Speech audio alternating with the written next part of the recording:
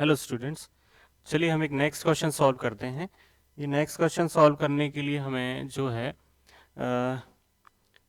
अच्छे से इस क्वेश्चन को सॉल्व करने के लिए आपको ध्यान रखना पड़ेगा कि क्या गिवन है और क्या गिवन नहीं है। So the question says the brakes are applied to a car.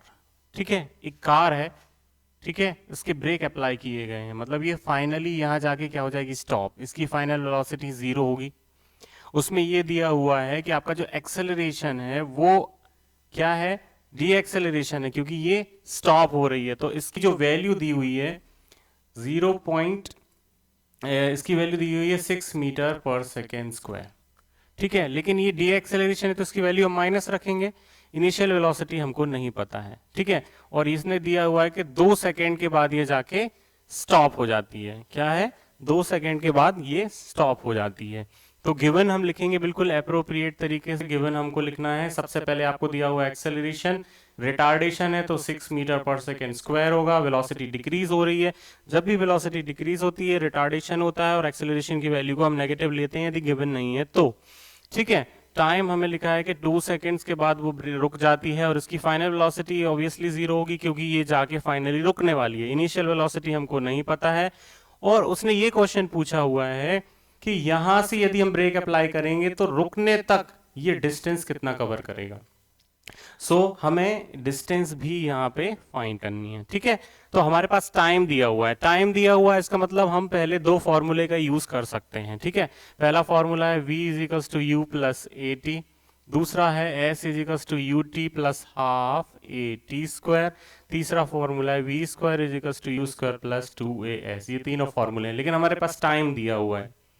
सबसे इंपॉर्टेंट है टाइम गिवन है कि नहीं है। यदि टाइम गिवन है तो फिर हम दोनों में से एक फॉर्मूला अप्लाई करेंगे। अब हमें यदि वेलोसिटी निकालनी है इनिशियल, तो ये वाला फॉर्मूला हम कर सकते हैं, v is equals to u plus a into t. Final velocity 0 है, इनिशियल वेलोसिटी हमको फाइंड करना है। एक्सेलरेशन मैंने बताया था -6 है, और टाइम जो दिया हुआ है वो 2 सेकेंड्स दिया हुआ है। यहाँ मल्टीप्लाई बाय 2 कर लेंगे, इसको अलग सॉल्व करेंगे, इसको अलग सॉल्व करेंगे। ये हो जाएगा u 6 2 जा 12 -12। This is coming out to be u is 12 metre पर सेकेंड। इनिशियल वेलोसिटी क्या थी यहाँ पे, 12 मीटर पर सेकेंड की। ठीक है, ये हमने फाइंड कर लिया। अब हमें डिस्टेंस फाइंड करना है। अब डिस्टेंस के साथ हमारे पास टाइम है, तो हम सेकेंड वाला डिस्टेंस, टाइम के साथ डिस्टेंस वाला सेकेंड वाला फॉर्मूला यूज कर सकते हैं। Distance is equals to u t plus half a t square.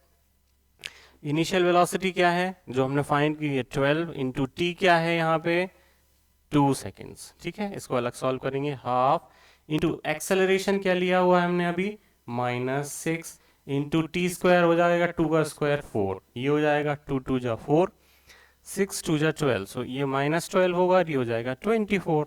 तो 24 -12 कितना आ जाएगा, 12 मीटर्स। Distance is 12 metre. इसका मतलब यदि हम यहाँ पे ब्रेक अप्लाई कर रहे हैं तो जब ये यहाँ पे जाके स्टॉप होगी तब तक ये कितना डिस्टेंस कवर कर चुकी होगी, 12 मीटर्स का डिस्टेंस कवर कर चुकी होगी। इस तरीके से हम इन क्वेश्चन को सॉल्व करते हैं। नेक्स्ट वीडियो हम फ्री फॉल के वीडियो जो है वो बनाएंगे। फ्री फॉल के जो न्यूमेरिकल्स उनको समझेंगे, पहले उसकी थियोरी समझेंगे, फिर उसके बाद उनको अप्लाई करके हम क्वेश्चन को सॉल्व करने की कोशिश करेंगे।